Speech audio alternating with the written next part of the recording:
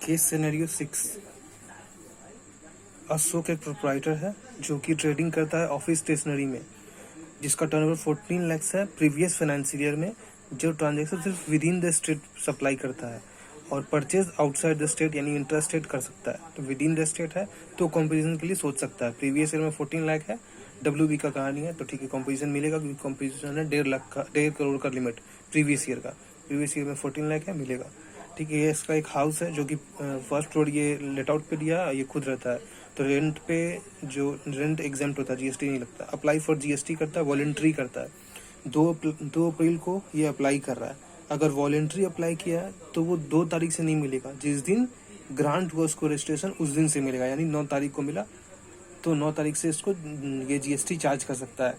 और जो ITC उसका ले सकता है जो स्टॉक इसके पास 8 तारीख को क्लोजिंग में था। ठीक, उसके बाद ये वही चीज़ RC वाला आ गया। वॉलंटरी रजिस्ट्रेशन में जिस दिन RC मिला उस दिन ले सकते हैं। जिस दिन का स्टॉक जितना था 8 अप्रैल का आ गया। क्वेश्चन में आप बोलता आउटवर्ड सप्लाई के अंदर क्या क्या आएगा। तो इधर इसका सेल्स ऑफ स्टेशनरी था और सेल ऑफ स्टेशनरी, ये दो रजिस्टर्ड और अनरजिस्टर्ड ये आ गया। अक्रूड इंटरेस्ट जो है वो नहीं लेंगे, रेंट रिसीव जो हुआ वो भी नहीं लेंगे। टर्नओवर आउटवर्ड सप्लाई के अंदर ये सब नहीं आएगा। फिर स्टेटमेंट कौन सा करेक्ट है ये बताना। तो ये composition can not opt for incorrect composition ले सकता है, WB के अंदर ही सप्लाई कर रहा है। ITC 1 अप्रैल का नहीं 8 अप्रैल का ही मिला, 8 अप्रैल को जो होल्ड कर रहा था। RCM किस किस ट्रांजेक्शन पे लगेगा, GTA पे लगेगा। ठीक, लीगल फीस पे RCM नहीं लगेगा, क्योंकि लीगल फीस जो ये पे कर रहा है तो ये सर्विस रिसीव किया, इधर से पेमेंट ये कर रहा है। तो जब पेमेंट कर रहा है, अगर ये लास्ट ईयर रजिस्टर्ड होता तो RCM लगता। ये खुद लास्ट ईयर में रजिस्टर्ड नहीं था, इस ईयर का बात नहीं करते हैं, लास्ट ईयर रजिस्ट्रेशन नहीं था इसलिए RCM नहीं लगा। और लीज रेंट गवर्नमेंट को दिया, नहीं गवर्नमेंट से कोई प्रॉपर्टी लिया था और फिर इसका लीज का रेंट KMC को दिया तो उस पर लगेगा, गवर्नमेंट कभी खुद से टैक्स नहीं बढ़ेगा। ठीक, और GTA आ गया। फिर होटल का ITC में ये था कि ये जाके कहीं अलग स्टे कर रहा है, तो ये वेस्ट बंगाल का था और चला गया मुंबई का होटल में, तो ये ITC फिर भी नहीं ले पाएगा। बिजनेस पर्पज़ के लिए था तब भी, क्योंकि जब होटल लगा के देगा तो वो CGST SGST लगाएगा इमूवेबल प्रॉपर्टी के हिसाब से। तो होटल CGST लगाया और ये WB का है, तो इसको I चाहिए था क्लेम करने के लिए, इसलिए इसमें क्लेम नहीं कर पाएगा। ये लास्ट केस स्टडी से कुछ मैच करता है। ये लीगल सर्विस प्रोवाइड करता है, एक पार्टनरशिप फर्म है जिसका अप्रैल का टर्नओवर 15 लाख है। तो यहाँ पे जब ये लीगल सर्विस प्रोवाइड कर रहा है एक आदमी को जो कि रजिस्टर्ड है, ये CF पार्टनरशिप फर्म जो लीगल सर्विस प्रोवाइड करता है एक दूसरे फर्म को जो कि रजिस्टर्ड है, जो कि यहाँ पे दिखा प्रीसीडिंग फाइनेंशियल ईयर में रजिस्टर्ड है, तब ये रिसीवर लास्ट ईयर में रजिस्टर्ड होने के कारण इसको इस ईयर में RCM के हिसाब से लीगल सर्विस जो ये लिया इससे, इस पे इसको RCM लगेगा, RCM से पेमेंट करना पड़ेगा। ठीक, ये क्वेश्चन आ गया यहाँ पे। नो, यहाँ पे ये एग्जेम्प्ट बोल रहा था तो बोला नहीं, नो, यहाँ पे अंडर रिवर्स चार्ज से पेमेंट करना पड़ेगा इसको। फिर सेकंड नंबर में है, इसका टाइम ऑफ सप्लाई निकालना था। एक दूसरे रजिस्टर्ड पर्सन को सप्लाई किया, सर्विस दिया था फरवरी के मंथ में, 1 लाख रुपये का इनवॉइस 15 फरवरी को इशू किया, जिसका पेमेंट 5 तारीख को किया, जबकि 10,000 रुपये पेनल्टी लगा दिया, जिसका पेमेंट जो कि 5 अप्रैल को हुआ था, तो ये तो 10,000 को इंक्लूसिव मानेंगे। और यहाँ जो एक प्योर एजेंट के हिसाब से काम किया था 20,000 का, जो कि सेपरेटली मेंशन किया था, तो उसको इग्नोर मारेंगे। तो यहाँ पे टाइम ऑफ सप्लाई निकालना था RCM का सप्लाई में टाइम ऑफ सप्लाई में 61st डेट लेते हैं सर्विस के केस में।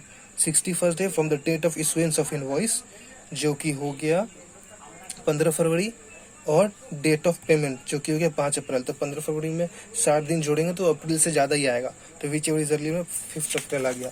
तो दोनों की अमाउंट के लिए 5 अप्रैल आ गया। फिर ये इसमें कॉम्पोजिशन ले सकता था कि नहीं, तो यहाँ पे ये करेक्ट है, ये इंटर स्टेट सप्लाई कर रहा है, तो ये स्टेट में यहाँ पे एलिजिबल नहीं है 2A के अंदर, और ऐसे भी नहीं है। ये 2 स्टेट में जब ट्रांजेक्शन दूसरे इंटर स्टेट ट्रांजेक्शन करेगा तो वो अलाउड नहीं होता कॉम्पोजिशन स्कीम। एक दिल्ली का रजिस्टर्ड सप्लायर कुछ सप्लाई करता है जनवरी के मंथ में, जिसमें ये पैकेट 20,000 है, 10 रुपया एक का दाम है, इसके अंदर 2 चॉकलेट और 2 फ्रूट है। तो ये मिक्स सप्लाई का हो गया, क्योंकि हर एक इंडिविजुअल का वैल्यू नहीं दिया है, और ये IGST के अंदर आ रहा है। यहाँ फ्री गिफ्ट दे रहा है दिवाली के ओकेजन पे, और जो चीज़ दे रहा है उस पर ITC क्लेम नहीं किया, तो वो उस पर टैक्स नहीं लगेगा, GST नहीं लगेगा। फिर तीसरा, ये एल्डर ब्रदर का नाम लिया है, तो यहाँ पे अज्यूम करेंगे कि ये नॉट डिपेंडेंट है। अब नॉट डिपेंडेंट है तो ये सर्विस कैटरिंग सर्विस है ना, catering service free of cost दिया है, तो इसको एग्जेम्प्ट करेंगे। एग्जेम्प्ट नहीं करेंगे, ये सप्लाई नहीं माना जाएगा। अगर डिपेंडेंट लिखा होता तो मानते, तो सप्लाई भी मानते, ऐसे नहीं लिखा है तो यहाँ पे इसको नॉट डिपेंडेंट अज्यूम किए। क्वेश्चन इसका सबसे पहला आता है कि यहाँ पे वैल्यू ऑफ सप्लाई बोलता है, तो पहला जो ये ट्रांजेक्शन का 6 लाख, ये इस पे 6 लाख पे टैक्स निकालेंगे, और 10,000 यहाँ पेनल्टी लगा था, तो ये पेनल्टी जो है वो इंक्लूसिव ऑफ टैक्स है। तो यहाँ से वो इस पे 6 लाख पे कैलकुलेट कर लिया, यहाँ से इंक्लूसिव था तो वो करके निकाले। टैक्स का रेट सेम होगा जो 6 लाख पे लगा।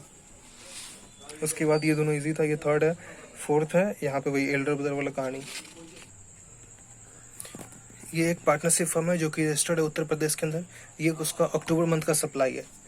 यहाँ पे टाइम ऑफ सप्लाई निकालना था और एक इनवॉइस टोटल वैल्यू निकालना जिस पे टैक्स चार्ज होगा। ठीक, तो टाइम ऑफ सप्लाई में यहाँ पे जब गुड्स का केस है तो पेमेंट से कोई मतलब नहीं होता है। गुड्स, डेट ऑफ रिमूवल और इनवॉइस, यानी date of issuance of invoice और last date of issuance of invoice. तो यहाँ पे ये दोनों को कंपैरिजन करेंगे, इससे टाइम ऑफ सप्लाई निकल रहा सेम आ गया। यहाँ पे विच एवर इज रिलेवेंट 10 आ गया, विच एवर इज रिलेवेंट 17 आ गया, और यहाँ 18 आ गया। जब दो सभी में IGST लगेगा, लेकिन वैल्यू डिसाइड करना है, आगे आएगा। 2% 18% टैक्स हो गया। 2% का कैश डिस्काउंट देगा अगर वो पेमेंट करता है from the date of dispatch से 15 दिन के अंदर। ठीक, इसकी वजह से कुछ चेंजेस आएगा। यहाँ GTA ये बता ही देते। तो फिर यहाँ आ गया, यहाँ पे डिस्काउंट मिल रहा है। अब यहाँ पे डेट ऑफ पेमेंट से चेक करेंगे। यहाँ पे सिर्फ पेमेंट का काम ये था, ये चेक करके जो अमाउंट आया, इस पे डिस्काउंट नहीं मिला, इस पे नहीं मिला, इस दोनों पे डिस्काउंट मिलके ये अमाउंट आया, इस पे 18% टैक्स मारे तो ये IGST आ गया, ये आउटवर्ड सप्लाई हो गया। तो यहाँ पे पूछा था कि gross stability on outward supply, तो सिर्फ आउटवर्ड को बताया, RCM को नहीं लिए। जबकि यहाँ पे वैल्यू पूछा है तो आउटवर्ड सप्लाई जो था 1528 ये आ गया, प्लस जो RCM GT का सर्विस था वैल्यू ये आ गया। ये दोनों हो गया। Time of supply for in case of RCM of transporter का यहाँ अच्छा क्वेश्चन था, क्योंकि इनवॉइस रेज किया 22 तारीख को, पेमेंट किया 25 दिसंबर को, अलॉन्ग विथ नवंबर का कुछ ड्यू था वैसे।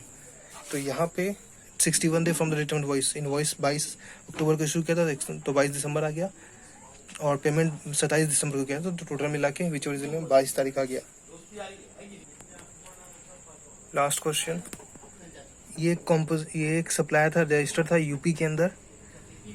ये इसका टर्नओवर है financial year 1, financial year 2, current financial year 3 है। ठीक, तो इसमें जो यहाँ पे कॉम्पोजिशन स्कीम का बात होगा, इंटरेस्ट का, GTA सर्विस का।